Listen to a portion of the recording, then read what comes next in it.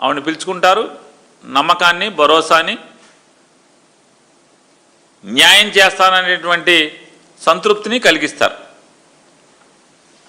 మరి మాదిగ కులస్తుడైనటువంటి మే మాసంలో చనిపోయిన ఆయనకి, ఆ కుటుంబానికి, ఆ తండ్రికి, ఆ తల్లికి, ఆ కుటుంబానికి భరోసా కల్పించరా? నమ్మకం కల్పించరా? దాని మీద ఎఫ్ఐఆర్ని మళ్ళీ రీఇన్వెస్టిగేషన్ చేయించరా? వీడియో బయటకు వచ్చింది కదా, అన్నీ దొంగ ఇన్వెస్టిగేషను, తప్పుడు ఇన్వెస్టిగేషన్ నడిచింది కదా మీ సిపి గారి నాయకత్వంలో. మరి దాన్ని రీఎంక్వైరీ చేయాలి కదా. ఒక ప్రత్యేక అధికారిని నియమించి రీఎంక్వైరీ చేసి కేసు రీఓపెన్ చేయాలా అక్కర్లేదా? చేయరా? భరోసా కల్పించరా తండ్రికి?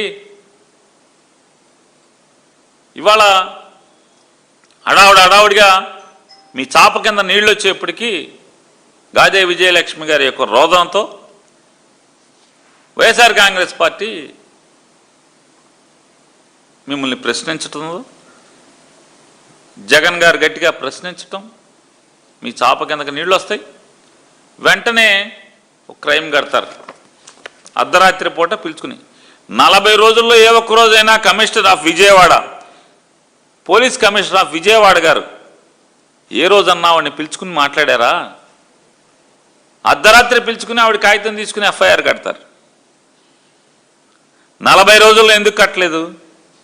ఈ ఎఫ్ఐఆర్ ఏం కట్టారు? ఎఫ్ఐఆర్లో ఏం కట్టారు? ఆ తల్లి ఆరోపిస్తుంది అని చెప్పని ఎఫ్ఐఆర్లు కట్టారు. ముద్దాయి ఎక్కడున్నాడు సార్? చంద్రబాబు నాయుడు గారు ముద్దాయి ఎక్కడున్నాడు? మీ కస్టడీలో ఉన్నాడా? ఎక్కడున్నాడు? 48 గంటలైంది చంద్రబాబు నాయుడు గారు, 48 గంటలైంది. ఎంత ఫార్స్గా ఈ ఎఫ్ఐఆర్ని ఎంక్వైరీ చేయిస్తున్నారంటే, సిపి మీద అభియోగాలు. ఎందుకు అభియోగాలు? మార్కాపురం వెళ్ళి టాస్క్ ఫోర్స్ వాళ్ళు తీసుకొచ్చారు. టాస్క్ ఫోర్స్ ఎవరి నాయకత్వంలో నడుస్తుంది? విజయవాడ పోలీస్ కమిషనర్ గారి నాయకత్వంలో నడుస్తుంది. ఆయనకి తెలియకుండా, ఆయన ఆదేశాలు లేకుండా, ఆయన కనుసైగలు లేకుండా ఆఖరికి హోంగార్డు కూడా బయటికి కదలడం. టాస్క్ ఫోర్స్ అంటే directly reporting to CP, working under CP. మరి టాస్క్ ఫోర్సు అడిషనల్ డీసీపీనే ఎవరినో మీరు విచారణ చేయిస్తారు. ఎవరితో చేయిస్తారు? దిశ డిఎస్పీతో చేయిస్తారు. అంటే ఏసీపీ డిఎస్పీ ఒకళ్ళే సార్. ఇక్కడికి వచ్చి ఏసీపీ అంటారు, ఊరుదా బెజవాడ దాటితే డిఎస్పీ అంటారు, సబ్ డివిజనల్ ఆఫీసర్. ఏముంటుంది? ఎవరిని పిలుస్తాడు అతను? సిపిని పిలవగలడా? లేదు.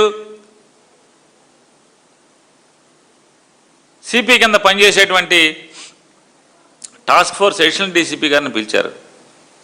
ఆవిడ బహుశా నేను అనుకోవడం అడిషనల్ ఎస్పీ ర్యాంక్ అనుకుంటున్నాను, ఆ అడిషనల్ డీసీపీ గారు.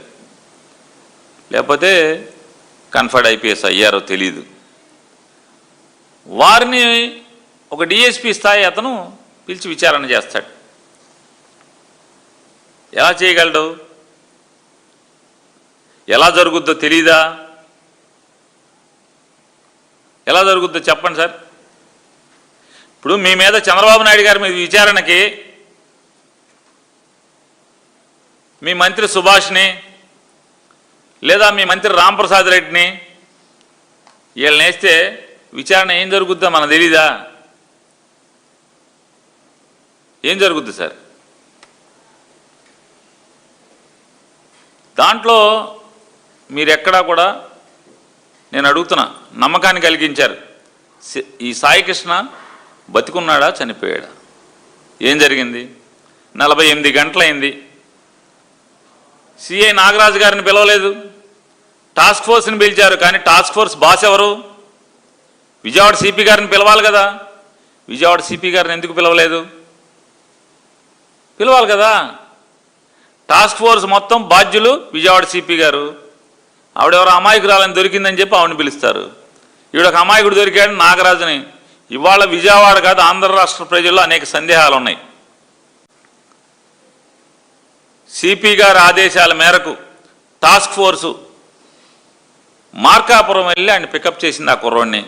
వాళ్ళ అమ్మగారి దగ్గరికి వెళ్ళి ఫోన్ లాక్కున్నారు.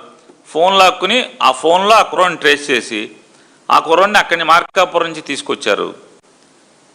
ఏదో దేనికోసమో అతన్ని పూర్తిగా హింసించారు. అది అయిపోయిన తర్వాత కృష్ణలంక పోలీసులకు అప్పచెప్పారు. ఆ తర్వాత అతను జాడ తెలియట్లేదని చెప్తున్నారు. టాస్క్ ఫోర్స్ మీ నాయకత్వంలో పనిచేస్తుంది. కొత్తగా అతని మీద క్రైమ్